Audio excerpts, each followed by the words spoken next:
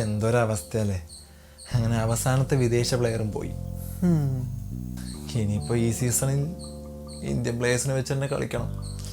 ഭയങ്കര കഷ്ടപ്പാടാണ്. അതെ അതെ. പിന്നെ ഈ ഫോറിൻ പ്ലേയേഴ്സ് ഒന്നും ഇപ്പം ഇല്ലാത്ത ഈ ഒരു സാഹചര്യത്തിൽ നിങ്ങളിലാണ് നമ്മുടെ അവസാന പ്രതീക്ഷ. അത് തെറ്റിക്കരുത്. അല്ല, അത് പറ്റില്ല. ഞങ്ങളും പോവാണ്. എന്ത്? അതെ, ഞങ്ങൾ രണ്ടാളും ഇവിടെ നിന്ന് പോവാണ്. അല്ല, എങ്ങോട്ടാണ്? എനിക്ക് മനസ്സിലായില്ല. അതായത് ഈ സീസൺ എന്തായാലും ഈ ടീമിനെ വേറെ ടീമുകളൊക്കെ വന്ന് പട്ടിയെ തല്ലുന്ന പോലെ തല്ലും. സ്വാഭാവികം. അതുകൊണ്ട് ഈ ഒരു അവസ്ഥയിൽ ഞങ്ങൾ ഇവിടെ നിന്ന് കഴിഞ്ഞാൽ നമ്മളെ കൂടെ നിങ്ങൾ തെറി വിളിക്കും. ഈ മലയാളം തെറി കേട്ട് മടുത്ത്. അതുകൊണ്ട് ഇനി ഹിന്ദി നാട്ടിലേക്ക് പോവാം എന്നാണ് പ്ലാൻ. തൽക്കാലം കോട്ടിട്ട കുറച്ചെണ്ണങ്ങൾ ഇപ്പോഴും ആ ക്ലബിലുണ്ടല്ലോ, അവരെ പോയിട്ട് നിങ്ങൾ തെറി വിളിക്കും. അപ്പൊ ഞങ്ങൾ പോട്ടെ. അല്ല, അപ്പൊ കപ്പ് കോപ്പ് ഓടാ.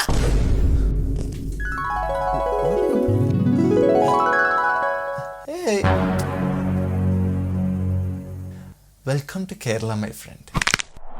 ഈ വീഡിയോ ഷൂട്ട് ചെയ്തുകൊണ്ടിരിക്കുമ്പോഴാണ് കേരള ബ്ലാസ്റ്റേഴ്സ് ഒരു സൈനിങ് നടത്തുന്നത്.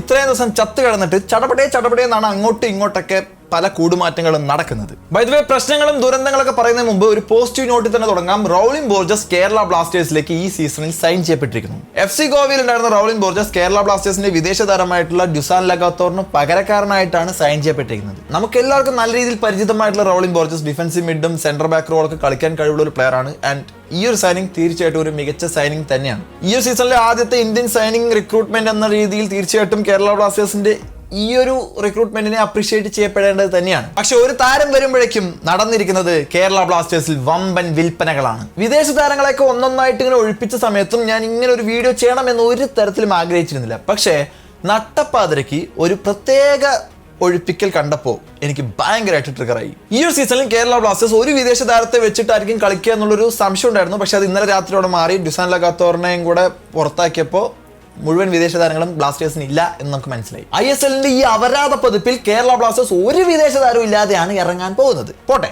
അണ്ടർസ്റ്റാൻഡബിൾ. നട്ടപ്പാതിരയ്ക്ക് ബ്ലാസ്റ്റേഴ്സ് ഫാൻസ് എല്ലാം ഉറങ്ങിയെന്ന് ഉറപ്പ് വരുത്തിയിട്ടാണ് ഒഫീഷ്യലായിട്ട് ഈ ഒരു പോസ്റ്റ് പ്രത്യക്ഷപ്പെടുന്നത്. മലയാളി താരങ്ങളായിട്ടുള്ള Aiman and Azhar Kerala Blasters club വിടുന്നു. ഇവർ കേരള ബ്ലാസ്റ്റേഴ്സിന്റെ അക്കാഡമി പ്ലേയേഴ്സ് ആണ്. സോ ISLന്റെ ഒരു അൺസർട്ടനിറ്റി കാരണം ഇവർ ഇവിടെ കടന്ന് സ്ട്രഗിൾ ചെയ്യാൻ പാടില്ല. വിദേശത്ത് എവിടെയെങ്കിലും പോയി രക്ഷപ്പെടുകയാണെങ്കിൽ ഓക്കെ.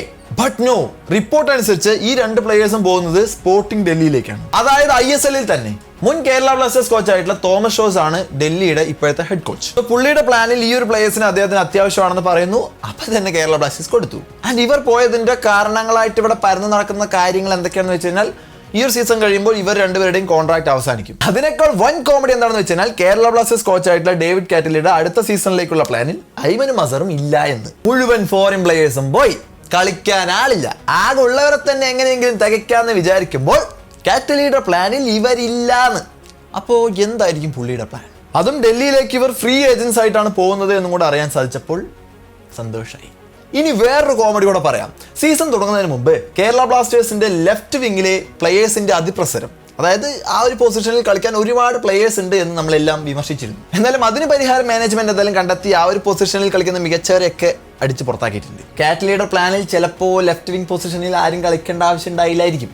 ശരിയാണ്, ഈ ഒരു സീസൺ ISL അൺസർട്ടനിറ്റി അതൊക്കെ നമുക്ക് മനസ്സിലാക്കാം. ക്ലബ്ബുകൾ പഴയതുപോലെ റൺ ചെയ്ത് കഴിഞ്ഞാൽ ഈ ഒരു സീസൺ അവർക്ക് നഷ്ടത്തിലാകും. അതും നമുക്ക് മനസ്സിലാക്കാം. ഈ മോഹൻ ബഗാനും ജംഷഡ്പൂർ FC ഒക്കെ ഇപ്പോഴും മുഴുവൻ ഫോറിൻ പ്ലേയേഴ്സിനും വെച്ചിട്ടാണ് നിൽക്കുന്നത്. അത് കാശിന്റെ കുന്തളിപ്പ്, അതും നമുക്ക് മനസ്സിലാക്കാം. പക്ഷെ നിലവിലെ കേരള ബ്ലാസ്റ്റേഴ്സിലെ ഡൊമസ്റ്റിക് പ്ലേയേഴ്സിൽ ഏറ്റവും മികച്ച രണ്ട് പ്ലേയേഴ്സാണ് ഐമനും അസറും. അതിൽ യാതൊരു തർക്കവുമില്ല. ഇവിടുത്തെ അക്കാഡമിയിൽ കൂടെ വളർത്തിക്കൊണ്ടുവന്നിട്ടുള്ള ഏറ്റവും മികച്ച ഈ രണ്ട് പ്ലേയേഴ്സിനെ വിട്ടുകൊടുത്തതിൽ ഒരു തരത്തിലും ന്യായീകരിക്കാൻ സാധിക്കില്ല. ഇനി ചെറിയൊരു കുത്തിപ്പൊക്കൽ സ്റ്റോറി കൂടെ പറയാം. കഴിഞ്ഞ സീസൺ ഏകദേശം അവസാനിക്കുന്നതിന് മുമ്പ് തന്നെ ആരാധകർ ശക്തമായിട്ട് മാനേജ്മെന്റിനെതിരെ പ്രതിഷേധം ഉയർത്തിക്കൊണ്ടിരുന്നു. തലങ്ങുന്നും വിലങ്ങുന്നും മാനേജ്മെന്റിനെ പിടിമുറുക്കി. വിമർശനങ്ങൾ കൊണ്ട് വീർപ്പുമുട്ടി ക്ലബ്ബ് വിട്ട് പോകാമെന്നുള്ള നിലയിലേക്ക് മാനേജ്മെന്റ് എത്തി. അപ്പോഴാണ് രക്ഷകനെ പോലെ കല്യാൺ ചോബെ അവതരിച്ച് അതിനേക്കാൾ വലിയ അപരാധങ്ങൾ കാണിച്ചത്. ഇതാണ് അവസരം എന്ന് പറഞ്ഞിട്ട് ചാച്ചാജിൻ ടീമും AFFന്റെ മണ്ടയ്ക്ക് എല്ലാം കൊണ്ടിട്ടു.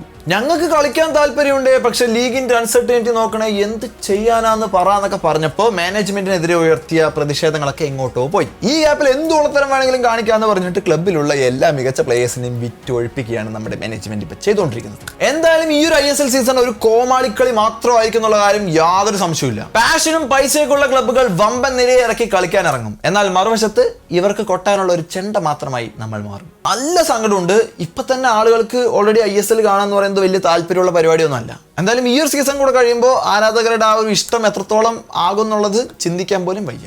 സോ എന്തായാലും കേരള ബ്ലാസ്റ്റേഴ്സ് ഇനിയും കുറച്ച് ഇന്ത്യൻ താരങ്ങളൊക്കെ സൈൻ ചെയ്യുമെന്ന് വിചാരിക്കുന്നു. ഫോറിൻ പ്ലേയേഴ്സിന് സൈൻ ചെയ്യാൻ ഒരു സാധ്യതയില്ല. എന്തായാലും കണ്ടറിയാം. നിങ്ങളുടെ അഭിപ്രായങ്ങൾ തീർച്ചയായിട്ടും താഴെ കമന്റ് ചെയ്യുക. ബൈ.